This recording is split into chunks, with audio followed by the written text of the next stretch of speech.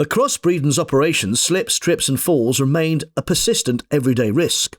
In the lead up to September 2025, the data was telling us that 75% of all our lost time were a result of slips, trips and falls injuries, and that told us that we needed to take action.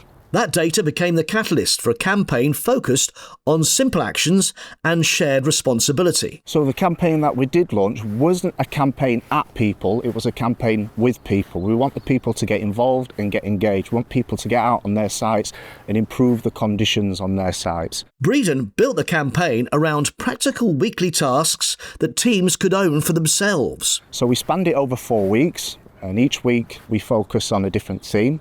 So week 1, we looked at hazard hunting and reporting, where the guys would actively walk around their sites, look for hazards and deal with the issues before they became major problems. Week 2, we looked at access and egress. So we focused on things like ladders, steps on the vehicles, getting in and out. Week 3, we looked at winter readiness. So we had to make sure that all our draining was sufficient, that we had sufficient grit and salt on all our sites to prevent people from slipping. And then week 4, it was just a review, putting action plans in place and driving those changes forward. Some of the things spotted on sites were really simple fixes really, you know, the ladders, the steps, puddles, a lot of uneven surfaces what could have easily been levelled out. The steps getting in and out of their vehicles just need a little bit of TLC. So really easy basic fixes which have made a massive difference. The power of the campaign was in turning ordinary hazards into immediate action. 179 of our sites have come back with their action plans. We've got an internal social media page, it's called Viva Engage, where anybody can access it and post their improvements. Teams shared before and after photos, site fixes and ideas across the platform, helping good practice spread quickly across Breedon sites.